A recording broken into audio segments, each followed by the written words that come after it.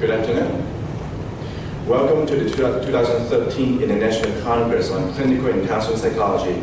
My name is Chung. I'm a professor and program director of counseling psychology at Indiana University, Bloomington. And I'm also the chair of the Congress this year.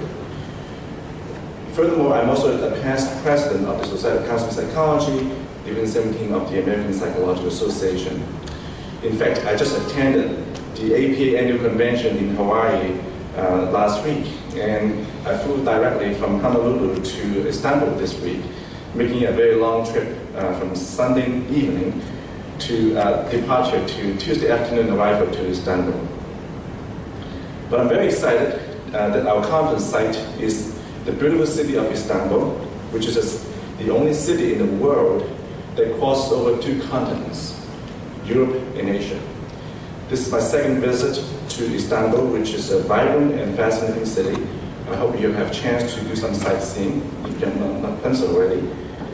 I want to thank Sabah for inviting me to chair the Congress and the following sponsoring organizations: Society of Counseling Psychology, the European Journal of Social and Behavioral Sciences, Journal of Educational Sciences and Psychology, National Taiwan Normal University, which is where I got my undergrad degree, Paloma Nazarian University, NDCB, as well as the British Psychological Society Learning Center for approving the Congress programs for continuing professional development.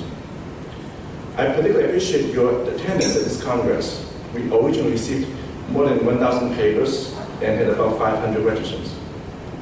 But due to some recent political events, we have a lot of cancellations. Some registrants even asked to present their papers online instead of in person. But I'm so happy that we're here and we'll make the best out of the Congress. We have a fantastic lineup of speakers and presentations, as well as social events. I hope you have a great time here and make some new friends and connect with old ones, and also learn a great deal from each other. As I said earlier, next year the Congress will be held in Ireland in early September 2014, chaired by Dr. Barbara Wilson. We'll post details on our website as soon as possible when details are available. Once again, welcome to 2013 International Congress on Clinical and Counseling Psychology. Thank you.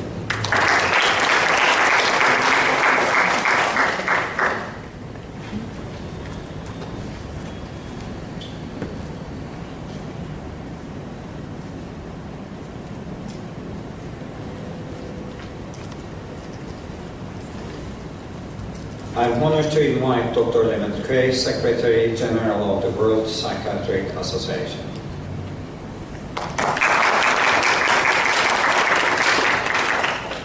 Thank you very much for giving me this opportunity.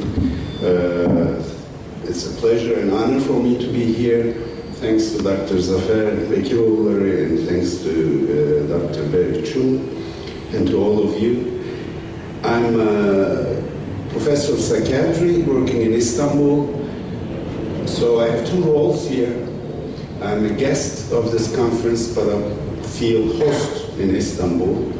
And I really know how hard it is to organize a congress.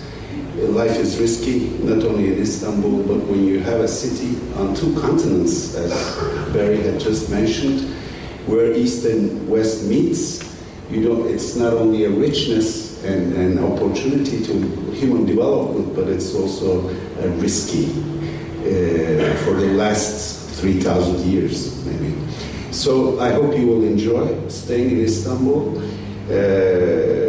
But besides, I would like to mention what WPA, World Psychiatric Association, is very briefly, just to open doors for more collaboration among mental health workers, mental health professionals. The World Psychiatric Association is an association of the Federation of National Psychiatric Associations, which the American Psychiatric Association is also a member of. And we have about 138 member societies from all across the world. And we could reach about 200,000 psychiatrists when we send an email from Geneva where our headquarters is. So I'm living in Geneva and Istanbul, going back and forth frequently. Two of the core values of WPA is internationalism and solidarity. Internationalism is not only having representatives from national groups or societies. We consider internationalism as a core value paradigm where not only structure but the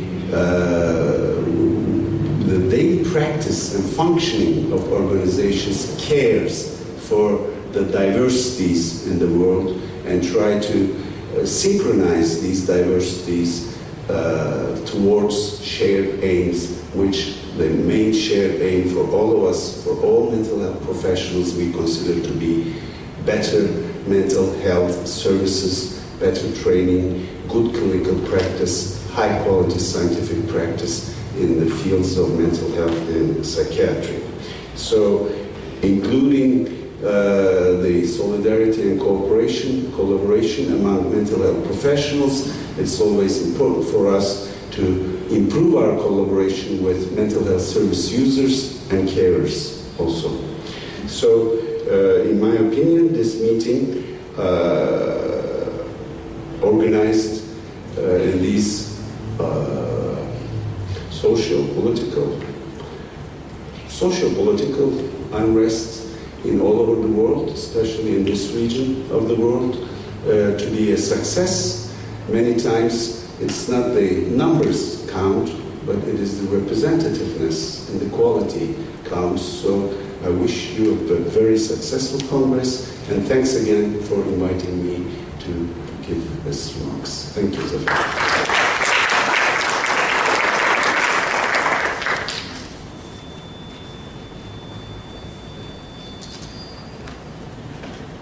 Now I am honored to invite Dr. Willebrord, Schultz, Professor of Psychosomatic Obstetrics Gynecology at the University of Groningen, Küey. Thank you very much for the invitation to come to this Congress. And as a gynecologist, I feel a bit like a foreign body in this group. But as a gynecologist, sexologist, this feeling is less obtrusive.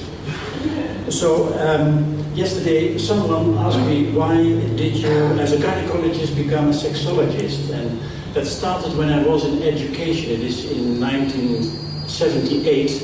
Then you come to the oncology ward, and there I had to take care for women, and the youngest was 29, who had cancer of the vulva. So they had to remove a lot of tissue from the vulva area, clitoral tissue, the labia, etc. So that gives an enormous scarification. It gives a hole which is firstly open. It cures with a lot of scarring, visible scarrings and also invisible scarrings. And in the afternoon I went to these women and I talked to them and asked questions. How do you cope with this when you come home? And what it was so surprising that they were surprised that someone took someone started talking about these issues, because the sexual part of the whole story was completely denied. And that was a reason for me that I started a pilot study. I talked with 10 couples who had to undergo this disaster, and that became a pilot study, and that was the basis for a grant. And then together as a psychologist, we did an examination. We wrote our thesis about sexual rehabilitation after gynecological cancer treatment. While doing that, patients come with a lot of questions, so you start studying on the subject, you go to a course, and after a couple of years then you become a sexologist. And we started ourselves teaching to nurses, to doctors, the basic doctors, to gynecologists, and over a couple, about 30 years. And I'm convinced that doctors who leave our university, sexuality is on their agenda. And that's the same comes for the gynecologists who leave our university. Female sexual dysfunctioning is an evolving area in women's health, and hyperactive sexual desire disorder is the most prevalent most prevalent female sexual dysfunction, affecting approximately 10% of the women. And there continues, strangely enough, to be a debate about whether the entity actually exists, the appropriate name for the condition, the criteria for diagnosis and treatment. And the focus of my keynote lecture on August 8 tomorrow will be on all these aspects and whether the use of androgen therapy, I was asked for to talk about that subject, whether the use of androgen therapy represents a suitable option for the treatment of this dysfunction. And in my workshop, I will talk about practical management of low sexual desire and arousal in women. And we will interactively, on the basis of 3 case reports, discuss how to deal with this problem in the consulting room. So I'm looking forward to see you. Thank you.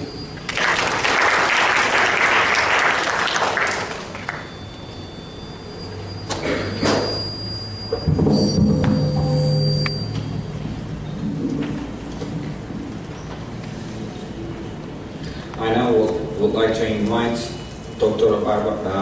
Barbara Wilson, Senior Scientist at the Cognition and Brain Sciences Unit in Cambridge and next year's Congress President, to welcome you.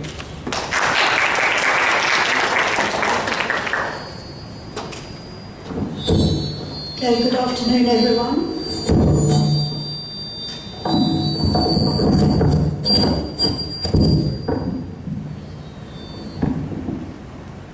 Good afternoon. I'm delighted to be here in this wonderful city of Istanbul, and I would like to thank Safia and the Congress Committee for inviting me. So, I'm Barbara Wilson. I'm a clinical psychologist specialising in neuropsychology. I qualified in 1977 and initially worked with children with severe learning difficulties and severe self-injury. But my heart was in neuropsychology, and in 1979 I moved to a neuropsychology post specialising in brain injury rehabilitation. And from my first day there, I knew I would spend the rest of my career in this field, and I have. So I specialise in brain injury rehab. I try to keep 1 foot in the clinical world and 1 foot in the academic world. I'm passionate about trying to help brain-injured people return to their own most appropriate environments, to reduce the impact of their problems on everyday life. And I see rehabilitation not as the same as recovery. Rehabilitation and recovery are not the same, and neither is rehabilitation the same as treatment. Treatment is something we do to people or give to people, like drugs or surgery. But rehabilitation is this interactive process. It's a process between patients, families, and healthcare staff. And in my talk tomorrow, I'm going to be talking about assessing and helping people with prospective memory difficulties. As you've already heard, I'm going to be the chair of the next Congress in Dublin, and I'm very honoured to be invited to do this. My father's family originated from Dublin some generations back, so I feel like I'm going home. Dublin really is a very friendly city and an exciting city, lots of literature, heritage. And Ireland itself is a very good country to be a tourist in. They love tourists and they're very nice to them. It's a small country, so it's easy to travel around. If you want to go to the west coast, Galway and Connemara, stunningly beautiful. Connemara still has wild ponies there. And if you go to the south to Cork, and I saw Cork was one of the cities mentioned, near Cork is a little town called Kinsale, and that's one of the gourmet food capitals of the world. So if you like good food, go down to Kinsale near Cork. But I'm sure you're going to have a wonderful time in Ireland next year. So I'd welcome you all to come and bring all your friends and your families and your colleagues. It can be a great meeting in a great country. Thank you very much.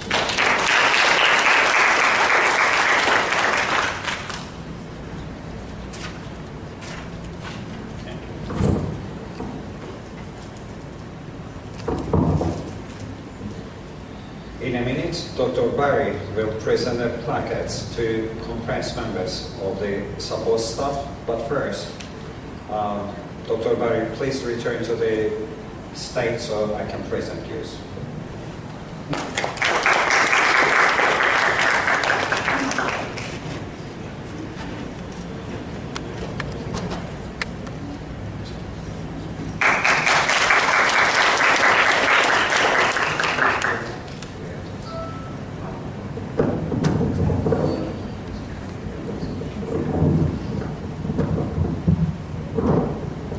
Dr. Levent, Küey.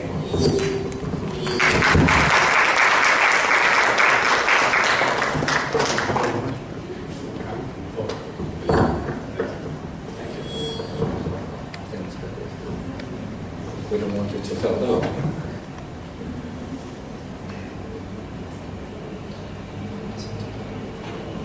Dr. Barbara Wilson.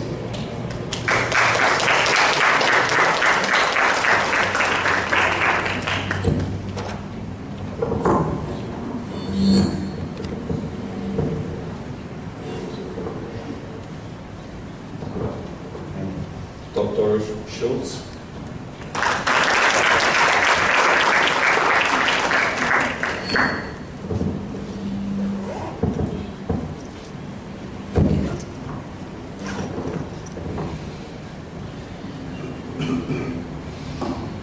Sevgi Güney.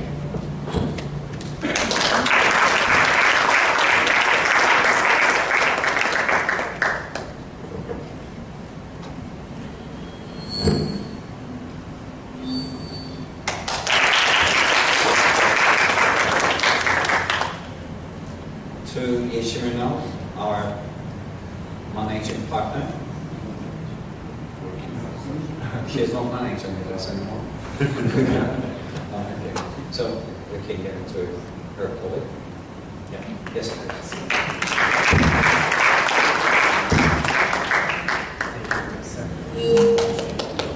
Is Dr. Curtis with us?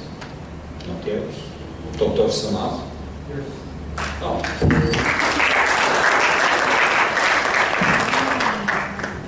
Dr. Aisun Sunat from my home country, Cyprus. How are you?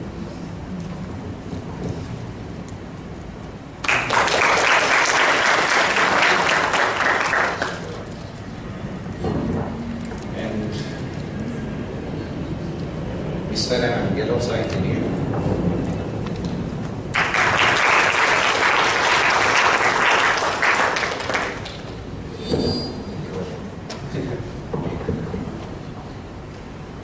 Thank you very much.